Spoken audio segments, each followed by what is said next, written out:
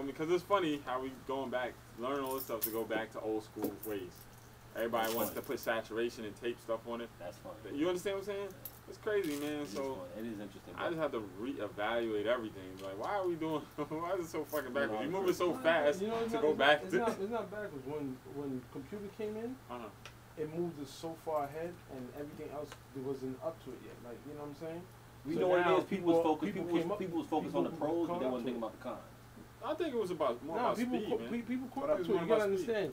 Think about it. You just came out of the 8-track era, and then all of a sudden you got computers, and they can do everything. Your tape, you know, so your computer is your tape. But I mean, they made it for speed, but realized speed doesn't always be quality. Yeah, that's what happened. If you don't know, if you don't understand, the thing is, the people who made it didn't understand what was going on. They just made it like, oh shoot, you can use a computer now to record. Yeah. Now they was like, okay, cool. Why am I then when engineers was like, okay, cool, I'll try this out. Then it's like, you know what? It doesn't sound better than my that machine with this and that. That's most of those engineers was complaining about. I was reading I think Dre said he had Pro Tools, you know, because he was Session.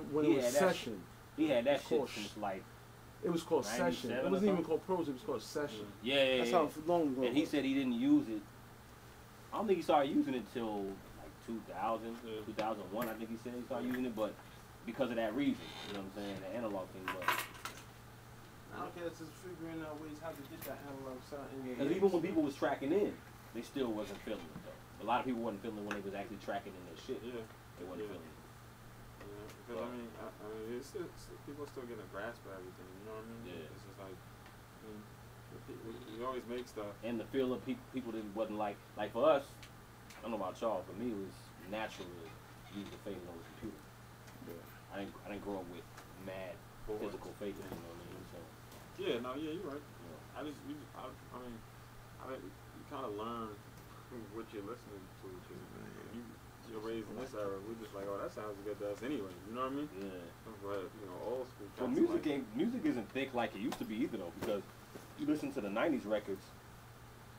Everything had a body to it, strong body to it. Yeah. Music is a lot more light.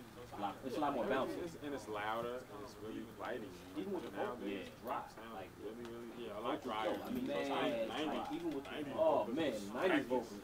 Listen to Jodeci. It sounds like them dudes is like in the hallway. Next hallway. That was outrageously. Nah, but you know what the funny thing is? That's why those records everybody remember. Oh, let me one of your Jodeci's favorite songs. They be like, I like this and like that. Boys to Men stuff was great sound. Everybody else shit was records. Was just like that too. Was records? A lot of their shit was records. Not the later shit.